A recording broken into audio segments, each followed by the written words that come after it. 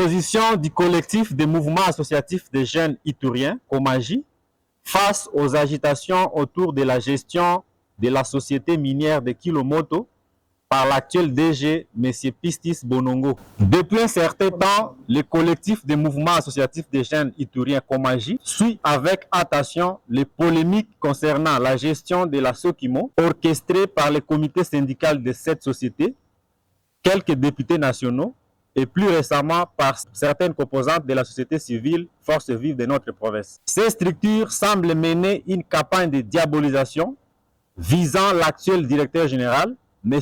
Pistis Bonongo, l'accusant de mauvaise gestion. Les accusations portent principalement sur la signature d'un contrat avec la société Southern Africa pour la gestion de la centrale de Boudana, les arriérés de 118 mois de salaire des agents de la Sokimo et la disparition présumée d'un lingot d'or sur les 3 produits après la relance de l'usine inopérante depuis plusieurs années. Après une enquête minutieuse, le Komaji souhaite apporter des clarifications à l'opinion publique sur ces allégations. 1. Les contrats avec Southern Africa. Ces contrats de partenariat avec GreenTech prévoyant une répartition de 65% des parts sociales pour Southern Africa et 35% pour la Sokimo avaient été signés avant l'arrivée de M. Pistis à la tête de la Sokimo. Ces jeunes directeurs, soucieux des intérêts de l'entreprise, a renégocié les termes de contrat, augmentant les parts de la Sokimo à 40% contre 60% pour Southern Africa. Où est donc l'aspect léoné de cet avenant que l'on attribue au DG Bonongo? Au lieu de le critiquer, le comité syndical aurait dû saluer ses efforts pour défendre les intérêts de la Sokimo. 2. Les arriérés de salaire. Avant l'arrivée de M. Pistis, en 10 ans, les agents de la Sokimo n'avaient été payés que 9 mois sur 120 mois. Depuis qu'il est en poste, en seulement 2 ans, 14 mois de salaire ont été versés sur les 20 écoulés. Peut-on vraiment minimiser ces efforts dans un contexte aussi difficile? 3. Les accusations de la société civile.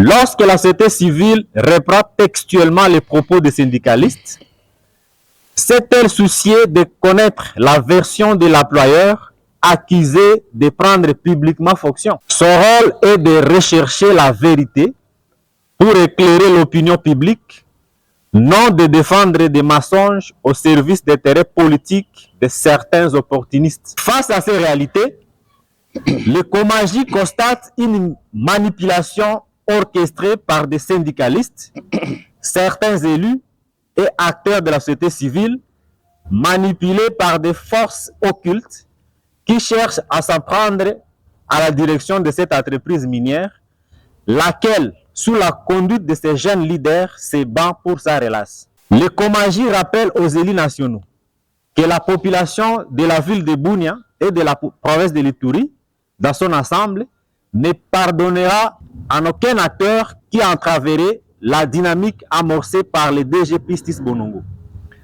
Ces derniers œuvrent à la fois pour améliorer l'approvisionnement en électricité de Bunia, qui atteint ses 15 MW d'ici la fin de l'année, et pour relancer la production de la Sokimo après plus de 10 ans d'inactivité, ce qui permettra à l'entreprise de mieux assumer ses obligations sociales sans dépendre des contributions irrégulières de Kibali.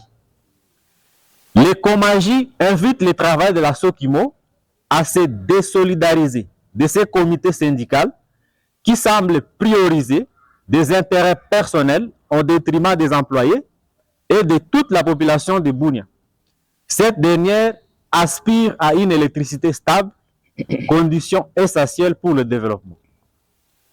Le Komaji en appelle au chef de l'État, champion de la promotion de la jeunesse, pour qu'il protège ses jeunes directeurs généraux victime d'attaques injustifiées de la part des politiciens, cherchant à tout prix à saboter ses efforts de relâche de la Sokimo, une société autrefois moribonde.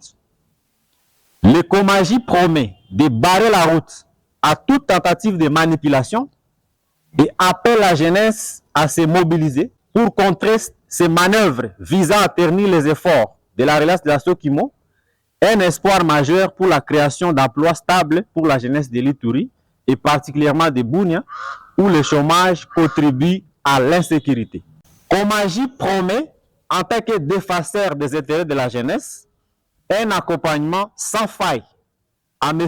Pistis Bonongo, jeune de son état, pour l'aider à relancer cette société minière, tout en le conseillant de fournir encore plus d'efforts pour redonner la vie à cette société et créer plus d'emplois aux jeunes que nous sommes. Pour le Conseil provincial de la jeunesse de l'Ituri, Deo Bungamouzi, président du Conseil provincial de la jeunesse et coordonnateur de toutes les associations de jeunes. Pour le Komaji, Xavier Assani, coordonnateur national de jeunesse Nabiso Asbel, M. Pres Fala, coordonnateur provincial de la jeunesse Nabiso, Patrick Nganjole, coordonnateur de Mecha, Medar Bouna de Chouvi, coordonnateur de Grâce, Moïse Agnou Mebanga, coordonnateur des jeunes visionnaires, Fabrice Tibassima, coordonnateur de l'Union des jeunes congolais pour le changement IGCC. Merci.